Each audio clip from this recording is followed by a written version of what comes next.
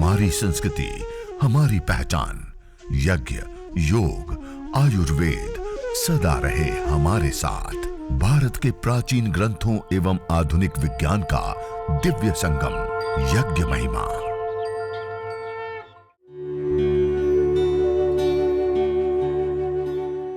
भारतीय संस्कृति में यज्ञ, योग एवं आयुर्वेद जैसी अमूल्य विद्याएं हैं, जिसका मूल है वेद।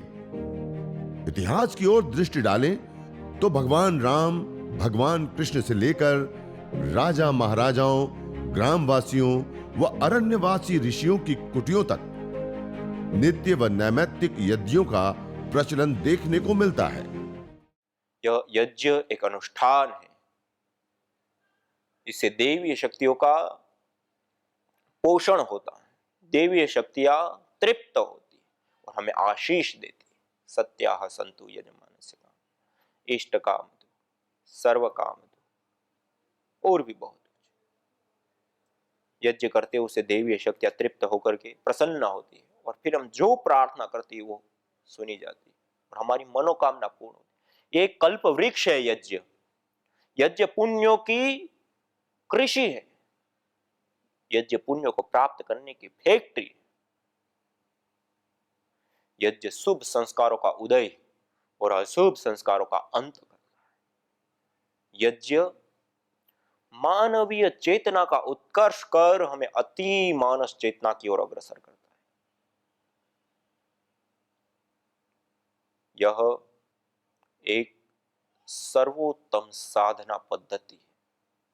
हमारे प्राचीन ऋषियों को हम देखें तो हमारे ऐतिहासिक ग्रंथ रामायण महाभारत से लेकर के हमारे स्मृति ग्रंथ मनुस्मृति आदि से लेकर के नीति शास्त्र,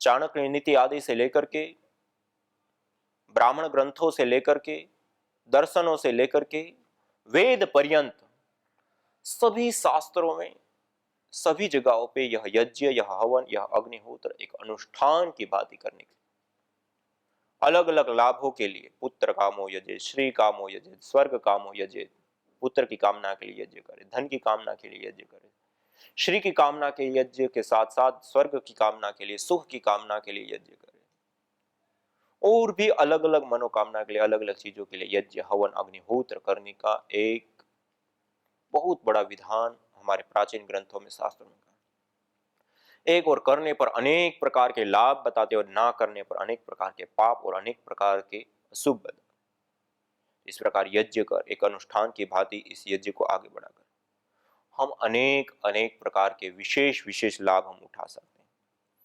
इस प्रकार आप सभी भाई बहनों से मैं हाथ जोड़ करके निवेदन, प्रणाम और नमन करता हूं कि आप सभी लोग इस प्रत्येक रविवार स्वामी यज्ञदेव यूट्यूब चैनल के ऊपर और जूम के माध्यम से जुड़ करके अपने अपने स्थान पे, अपने अपने घर में, अपने अपने परिवार के जनों को जोड़ करके आप यज्ञ कर रहे हैं।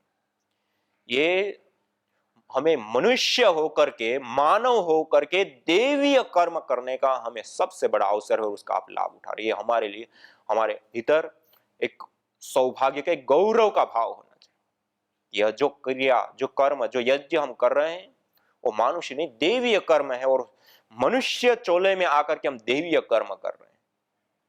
ये बहुत बड़ी बात है और इस कर्म को हम प्रत्येक रविवार मिल के करते हैं। प्रतिदिन अपने घर में हम स्वयं करते हैं, तो हम स्वयं भी करें, औरों को भी प्रेरित करें। यह प्रकृति पोषण का, संवर्धन का बहुत बड़ा उपाय है। मानवीय चेतना के उत्कर्ष का बहुत बड़ा उपाय है। इस प्रकार एक अनुष्ठान की भांति श्रद्धा भाव के साथ हम सब मिलकर के प्रत्येक दिन यज्ञ, हवन, अग्निहोत्र करें। और अगले क्रम में आप में से किसी का कोई प्रश्न हो, कोई अपना सुझाव देना चाहते हो, या किसी ने अपने परिवार में, अपने घर में प्रतिदिन यज्ञ अपनाया, हवन अपनाया, अग्निहोत्र अपनाया और कुछ विशेष आपकी अनुभूति हो और आप शेयर करना चाहते हैं कि हमने यज्ञ किया, हमें ये पीड़ा थी, ये दुख था, ये दर्द था, ये परिवार में क्लेश था, ये था, वो था, या जो भी समस्या थी और उस समस्या का समाधान हुआ, तो जो आपका एक्सपीरियंस, अनुभव, क्योंकि एक्सपीरियंस, अनुभव से और लोगों को प्रेरणा, जो शास्त्र में बताया उसको साकार रूप में जब देखते हैं तो उससे और विशेष प्रेरणा मिलती है लोगों को यज्ञ करने के लिए, हवन करने के लिए। तो यह यज्ञ के विषय में मैं बता रहा था। यह जो हवन है, अग्निहोत्र है, वह देवीय पूजन, ईश्वर शक्तियों की आराधना से लेकर अनेक प्रकार के विशेष विशेष लाभ देता है। ये आध्यात्मिक अनुष्ठान और आध्यात्मिक पोषण का एक बहुत बड़ा साधन होने के साथ साथ यह एक साइंस है, यह एक केमिस्ट्री है, यह एक नैनो टेक्नोलॉजी है। यज्ञ एक विशुद्ध विज्ञान है। ऐसे जैसे हमने यज्ञ किया, उसके बाद अब ये अंगारे आप देख रहे हैं, इन अंगारों को ऐसे एक साथ साइड में कर दिया इस प्रकार से, और इन अंगारों को ऐसे पांच पांच में, ये यदि गाय के गोबर की स्टिक है या कंडे हैं तो उसका जो अग्नि होती है, अंगारे होते हैं, वो लंबे समय तक रहते हैं। तो ऐसे आसपास में लेकर के और ऐसे दबा दिया, ये आप देख रहे हैं, ऐसे दबा दिया थोड़ा सा, और इसके ऊपर जो रोग विशेष की विशेष जड़ी बूटी होती है वह, उसके साथ गुगुल, एक गुगुल है मेरे पास। अथर्ववेद में कहा, न तम यक्ष्मा अरुंधते नैनम सपथो अश्नुते यम भेषजस्य गुलगुलो हो सूरवीर गंधो अश्नुते। जिसको इस गुगुल विशेष की सूरवीर सुगंधि प्राप्त होती है, उसको कैसे कोई रोग, कोई ताप, कोई संताप, किसी प्रकार की कोई भी उनके जीवन में समस्या या दर्द, पीड़ा आ सकती। तो ऐसा यह यज्ञ अथर्ववेद में कहा एक वरदान रूप औषधि है धूपन के लिए। इस गुगुल को थोड़ा सा अंगारों के ऊपर डाला और उसके ऊपर थोड़ी सी मात्रा में गाय का घी डाल दिया, गाय का घी और गुगुल, इस प्रकार से थोड़ी सी धुनी कर दी। अब ये मंद मंद सी सुरभि सी धुनी होती रहेगी। इसी प्रकार जो रोग विशेष के लिए हम करते हैं, तो रोग विशेष के लिए जो विशेष जड़ी बूटियां होती हैं, उन जड़ी बूटियों को लेकर के आप वो जड़ी बूटियों को भी गाय के घी से युक्त करके ऐसे अंगारों के ऊपर इस प्रकार से ऐसे रख दिया जड़ी बूटियों को भी, और ऐसे मंद मंद सी, एक तो होता है गाढ़ा धूम्र, गाढ़ा धुआं नहीं करना, एक होता है मंद मंद सा धुआं। इस प्रकार मंद मंद सी धुनी होगी और उस वायुमंडल में बैठ करके अब अनुलोम विलोम कीजिए।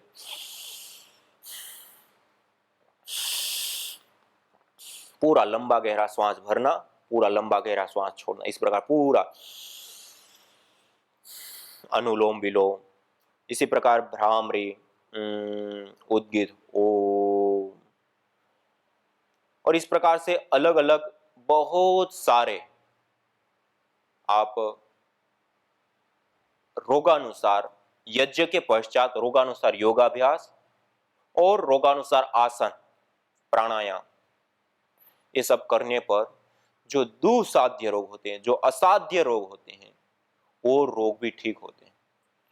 और आज आप योग ग्राम, परम पूज्य श्रद्धेय स्वामी जी महाराज के शिविर में देखते हैं, योग ग्राम में जब योग शुरू होता है तब यज्ञ प्रारंभ करते हैं और दिन भर वो चलता है।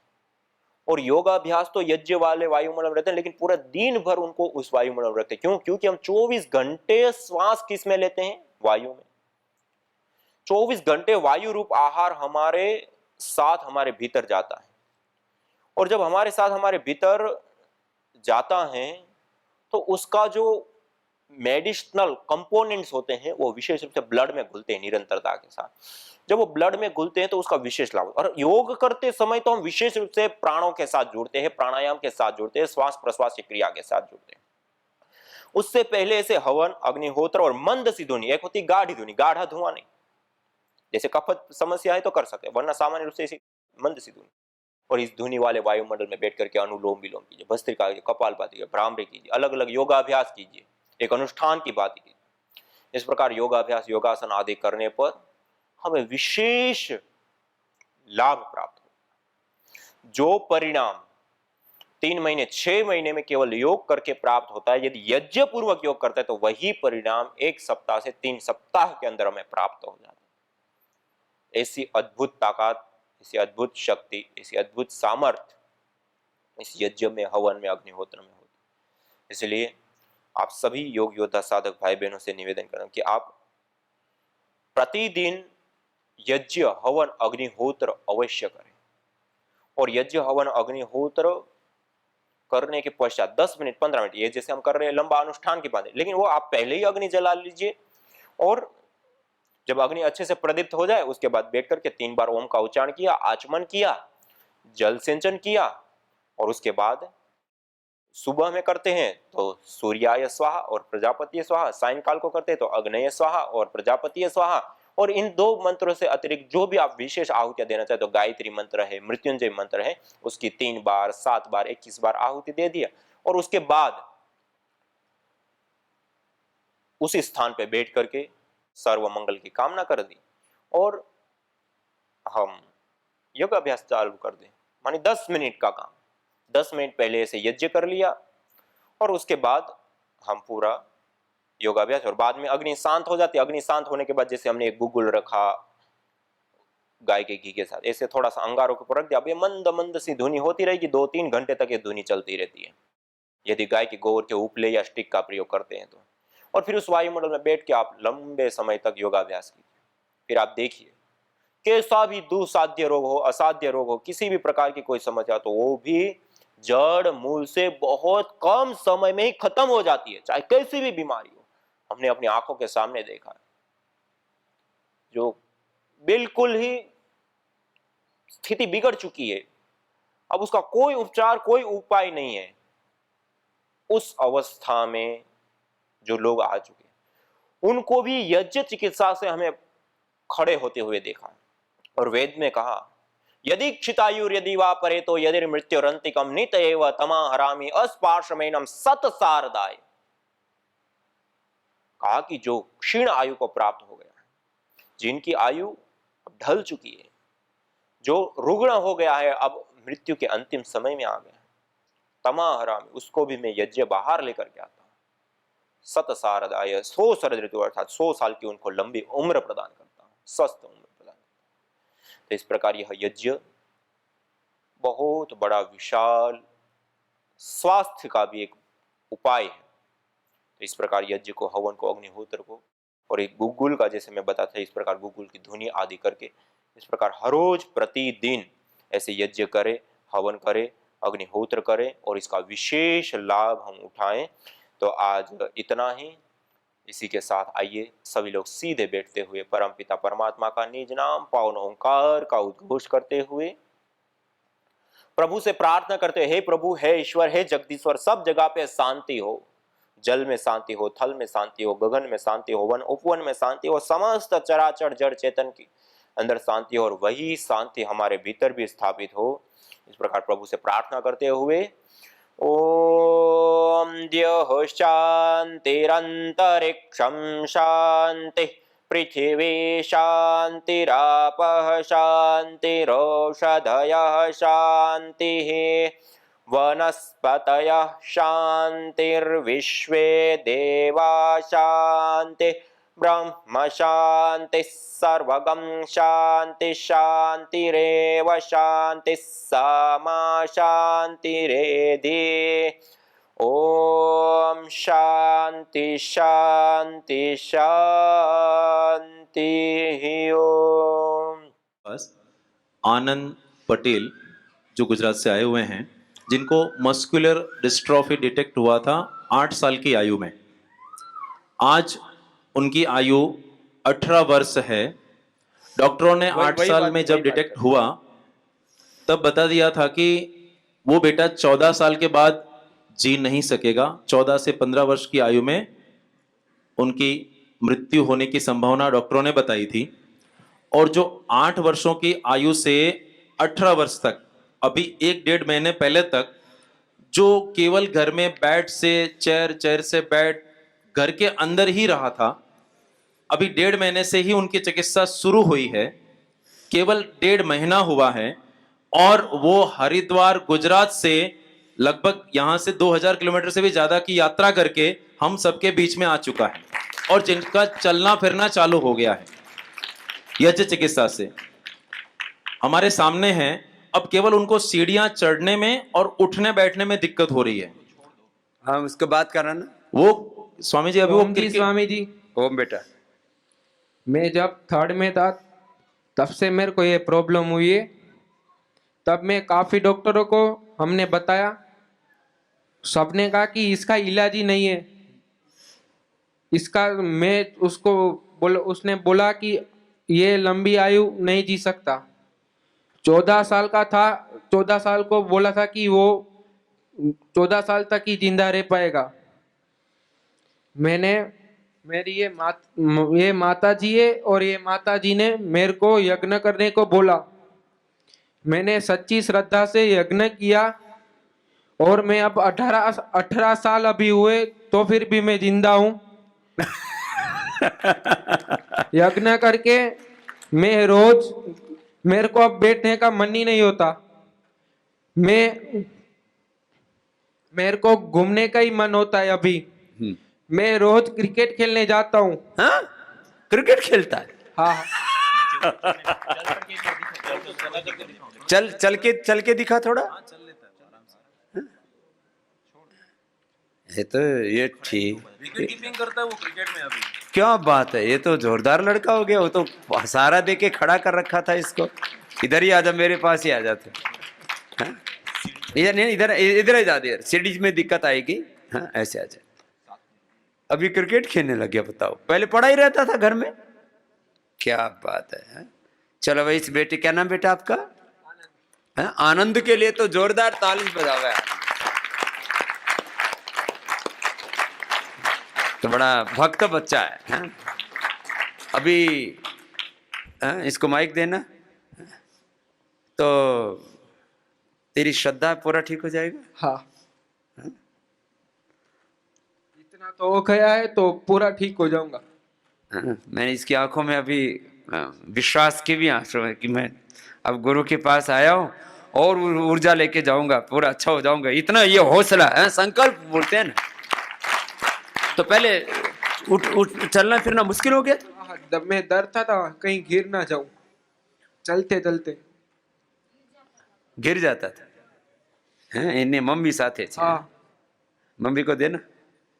क्या गिर जाता था तेरा बालक? गिर जाता था। हाँ। वो चलते चलते गिर जाता, उसको डर लगता। हाँ। तो नहीं उठता था, बैठ के रहता था। अब अभी क्रिकेट खेल रहा है। बस अब औषधि भी पूरी लेना। अभी बाकी भी नई औषधि यहाँ से बनाई ना, इम्यूनोग्रेट चूर्ण, इम्यूनोग्रेट बटी, वो भी साथ में दे देंगे। एकांगवीर रस, मैं गुरुजी को बोलूंगा अभी मेरे को दो, रसराज और ज्यादा वसंत अच्छा को हो जाऊं समाकर जल्दी। और ज्यादा अच्छा कर देंगे तेरे को। चलो, बात करें। हम जब भी यज्ञ करते तब एक बच्ची थी, उसको अस्थमा था। वो पंप लेती थी, पूरे दिन खेलती थी तो उसको रात को बहुत उधरस आती थी और वो पंप लेती थी। अब जब से यज्ञ में आ रही है मेरे साथ, तब से उसका पंप लेना बंद हो गया है। उसका अस्थमा ही गायब हो गया, उसका इनको नाम देख नहीं देख है। करके और दूसरे भी प्रेरित हो रहे हैं। क्या बात है। और एक माता जी है हमारे पड़ोस में, उसको शुगर है। वो सो नहीं पाती थी, उसको 2 टाइम इंजेक्शन लेना पड़ता था, सुबह और शाम। अब इंजेक्शन उसको नहीं लेना पड़ता, वो आराम से अब सोती है और घूमती है। तो इंसुलिन का लेना पड़ता है ना इंजेक्शन, वो बंद हो गया। ये लो। क्या नाम है उसका माता का? माता जी का नाम है लीला बेन। और जो बिटिया है उसका नाम? उसका नाम है नैया। उसकी नैया भी हो गई पार, उसका बन गया तू खवैया। 4 महीने से बेड के ऊपर था ये लड़का। हाँ, क्या बात। कहाँ से बेटा तू? मैं गुजरात से हूँ। किस जगह? कच्छ, विराणी। हिरानी थी। विराणी मोटी। ये माता जी सब जगह पे ये क्या नाम बेटा? मेरा जिग्ना वेलाणी। जिग्ना वेलाणी से। तो ये यज्ञ के लिए खूब प्रचार करती है। जिग्ना का भी बहुत बहुत अभिनंदन। 3-4 महीने से 4 साल से बेड पे ही था और 1 महीने में उनकी माताजी को मैंने फोन किया, आप यज्ञ कर रही हैं? तो उन्होंने बोला हाँ सुबह शाम कर रही हूँ। आज मेरा बेटा सुबह से शाम तक क्रिकेट ही खेल रहा है। तो आसपास के पड़ोसी में बोल रहे हैं कि आनंद बाहर निकला है और यहाँ तक आया है पहली बार। बहुत आशीर्वाद। हाँ बेटा, जी, धन्यवाद। सामग्री के लिए मेरे सामने प्लेट में आप देख सकते हैं अलग अलग कई सारी जड़ी बूटियों का सम्मिश्रण करके हमने तैयार की हुई विशेष हवन सामग्री है। इसके अंदर सामान्य रूप से 4 गुण युक्त द्रव्य होने चाहिए। एक मिष्ट अर्थात मीठे गुण युक्त, दूसरा पुष्टिकारक, सुगंधित, रोग निवारक। ये 4 प्रकार के द्रव्य इसमें मुख्यतया प्रयोग किए जाते हैं। जैसे ये बादाम है, ये मखाने हैं या अश्वगंधा है, ये सारी चीजें पुष्टिकारक होती हैं। फिर इसमें चंदन है, जावित्री है, जायफल है, इलायची है, लौंग है आदि कुछ चीजें इसमें सुगंधित भी होती है। इसी प्रकार मिश्री आदि मिष्ट पदार्थ इसमें हम 10% प्रयोग करते हैं और उसके साथ साथ रोग निवारक गिलोय आदि जो द्रव्य है उसका हम सम्मिश्रण करके इसको हम तैयार करते हैं। तो यह विशेष रूप से 4 प्रकार के द्रव्यों से युक्त होते हैं और ये आपको सभी पतंजलि स्टोर्स के ऊपर भी ये 2 हवन सामग्री के रूप में सभी जगह पर उपलब्ध है। पतंजलि आस्था हवन सामग्री और पतंजलि दिव्य हवन सामग्री, इन दोनों के अंदर विशेष रूप से इन सारे द्रव्यों का हम प्रयोग करते हैं और कई सारी जड़ी बूटियों का प्रयोग करके ये निर्माण की हुई 2 सामग्रियां हैं। यदि ये हवन सामग्री हमारे पास नहीं है, हम अपने घर पे ही बनाना चाहते हैं तो हम कैसे बनाएं? तो हमारे शास्त्रों में विशेष करके यह गुग्गुल है आपके सामने प्लेट में। ये एक पेड़ विशेष का निर्यास गोंद होता है। शास्त्रों में क्या, घृत गुलगुलो होमे च सर्वोत्पातादे मर्दनम। घृत और एक गुग्गुल का हवन करने से सभी प्रकार के उत्पात शांत हो जाते हैं। और अथर्ववेद में कहा, न तम यक्ष्मा अरुंधते नैनम सपतो अश्नुते यम भेषजस्य गुलगुलो सुरवीर गंधो अश्नुते। अर्थात जिस व्यक्ति को इस गुग्गुल विशेष की सुगंधि प्राप्त होती है, धुनी प्राप्त होती है, उसको कैसे किसी प्रकार का ताप, संताप, रोग, दुख, कष्ट, बाधा, पीड़ा आदि उनको प्राप्त हो सकते हैं। तो ऐसी ताकत इस गुग्गुल के अंदर होती है। और आयुर्वेद ग्रंथों में भी इस गुग्गुल को त्रिदोष शामक कहा है। इसके वात, पीत और कफ तीनों दोषों को संतुलित करने वाला होता है। और गुणों के दृष्टि से भी यदि देखें तो यह गुग्गुल पुष्टिकारक भी होता है, सुगंधित भी होता है और रोग निवारक भी होता है। ये जो हवन सामग्री के लिए हमें जिन गुणों से युक्त द्रव्य चाहिए वो गुण ऑलरेडी अकेले के अंदर संपूर्ण होते हैं। तो इसका हम हवन भी कर सकते हैं और हवन के बाद इसकी धुनी के रूप में भी हम विशेष रूप से प्रयोग कर सकते हैं। तो एक गुग्गुल का भी हम विशेष रूप से सामग्री के रूप में प्रयोग ले सकते हैं। दूसरा, यह मेरे सामने रखा हुआ है अक्षत चावल। सामान्य रूप से हम चावल बोलते हैं, लेकिन हवन का जहां पे भी वर्णन आएगा तो आपको अक्षत शब्द मिलेगा। अक्षत मानी जिसमें क्षत नहीं हुआ है, जो टूटा नहीं है, जो खंडित नहीं हुआ है, जो पूरा है, ऐसा ये आप देख सकते हैं। ये अक्षत चावल है, ब्राउन राइस जिसको बोलते हैं, और टूटे हुए ना हो। यह चावल को भी आयुर्वेद ग्रंथों में त्रिदोष सामक कहे गए। केवल चावल से भी हम हवन कर सकते हैं और जिस सामग्री का हम प्रयोग करते हैं थोड़ी सी मात्रा में उस सामग्री के अंदर भी हम इन चावलों को विशेष रूप से मिला सकते हैं और उससे हवन कर सकते हैं। इसी प्रकार से थोड़ी सी मात्रा में जो गुग्गुल है, उस गुग्गुल को भी हम जिस सामग्री को बना रहे हैं उसके अंदर थोड़ी सी मात्रा में हम मिला सकते हैं। और तीसरा, ये मेरे पास अगला पदार्थ रखा हुआ है काले तिल। ये आप देख रहे हैं, काले तिल कई सारे प्रकार के पोषक द्रव्यों से युक्त होते हैं और इसके अंदर विशेष तेल पाया जाता है। और आयुर्वेद ग्रंथों में भी तिल के तेल का प्रयोग अनेक प्रकार के रोगों को शांत करने के लिए, सामान्य रूप से तेल नाम ही तिल से पड़ा हुआ है। आयुर्वेद ग्रंथों में कहीं पे भी तेल का उल्लेख है तो सीधा तिल का तेल लिया जाएगा। और ये तिल के अंदर जो ताकत होती है, शक्ति होती है, वो बहुत ही ज्यादा होती है और इसका सेवन करने से भी विशेष लाभ होता है। और इसी प्रकार ये संपूर्ण एक आहुति है। हमारे पास कोई भी द्रव्य अन्य ना हो तो हम केवल तिल से हवन कर सकते हैं, घी नहीं है तब भी, और घी के साथ तो करे तो और उत्तम है ही। तो ये विशेष काले तिल भी, और उसको भी हम थोड़ी सी मात्रा में जो हम सामग्री भी तैयार करते हैं तो उसमें भी हम थोड़ी सी मात्रा में ऐसे मिला सकते हैं। तो ये कुछ मुख्य द्रव्य काले तिल, चावल, गुग्गुल और उससे अतिरिक्त यह गाय का घी। दूसरा एक द्रव्य मेरे पास और रखा हुआ है, यह है हनी, शहद, मध। जो भी अलग अलग भाषाओं में अलग अलग बोलते हैं। शहद भी संयोगवाह होता है, कई सारे प्रकार के रोगों को शांत करना, दूर करना आदि करने का कार्य करता है, लेकिन एक संयोगवाह विशेष गुण होता है। जिस आहुति को हम देते हैं उसके साथ यदि थोड़ी सी मात्रा में इसको मिलाया जाता है तो वो उनके गुणों को कई गुना बढ़ाता है और अपने गुणों को भी खोता नहीं है। इसको कहते हैं संयोगवाह।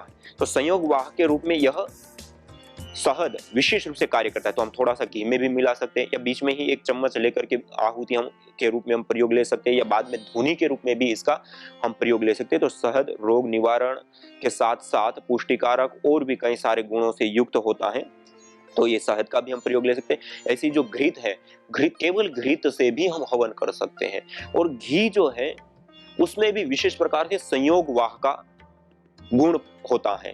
तो संयोगवाह के रूप में मैं बता रहा था, एक शहद का भी विशेष रूप से संयोगवाह के रूप में प्रयोग होता है, गाय के घी का भी विशेष रूप से संयोगवाह के रूप में प्रयोग होता है, और जो तिल मैंने बताया, तिल के तेल का भी इसी प्रकार से संयोगवाह के रूप में प्रयोग होता है। इसीलिए आयुर्वेद में बहुत सारे प्रकार के जो तेल बनाए जाते हैं अलग अलग रोगों के लिए, उसमें भी मुख्य द्रव्य तिल का तेल होता है, और उसके बाद उसमें अलग अलग औषधियां पकाई जाती हैं और उसको बनाया जाता है। इसी प्रकार त्रिफलादि घृत से लेकर अनेक प्रकार के घृत भी आयुर्वेद ग्रंथों में जो बनाया जाता है वो इसी गुण के कारण बनाया जाता है कि इस सामान्य रूप से जो हमें प्राप्त गाय का घी है, उस गाय के घी के अंदर अलग अलग औषधियों को पका करके उसको उस घी को सिद्ध किया जाता है, तो उसके गुणों को कई गुना बढ़ा देता है। तो इस प्रकार गाय का घी है, शहद है, और एक गुग्गुल भी इसी काम में विशेष रूप से आयुर्वेद ग्रंथों में लिया जाता है, क्योंकि बहुत सारी प्रकार की जो वटियां बनाई जाती हैं उन वटियों के अंदर एक तो उसको बांधने का काम तो गुग्गुल करता ही करता है, लेकिन उसके साथ साथ उनके गुणों को भी बढ़ाने का, अपना गुण तो है ही है उसका रोग निवारण, लेकिन उसके साथ साथ उनके गुणों को भी विशेष रूप से बढ़ाने का कार्य करता है। इसलिए आयुर्वेद ग्रंथों में सर्वाधिक वटियों के अंदर आपको गुग्गुल हर कोई के अंदर आपको मिल जाएगा। क्यों? क्योंकि उसके अंदर विशेष गुण होते हैं। और हवियर यज्ञ भारतीय संस्कृति का मूल है। तो आइए हम संकल्प लें, संसार के श्रेष्ठतम कर्म यज्ञ को अपनाएं, पिंड और ब्रह्मांड में संतुलन कायम करने वाले यज्ञ को अपने जीवन का अभिन्न अंग बनाएं एवं प्रकृति मां के प्रति अपने ऋणों को अदा करें। विश्व स्वास्थ्य का एक नारा, यज्ञ से होगा जग उजियारा। भारतीय संस्कृति की अमूल्य विरासत यज्ञ की महिमा को जानने हेतु वैदिक चैनल पर प्रतिदिन प्रातः एवं सायं 11:30 बजे यज्ञ महिमा कार्यक्रम से जुड़े। विशेष जानकारी हेतु संपर्क करें। मोबाइल 9068565306।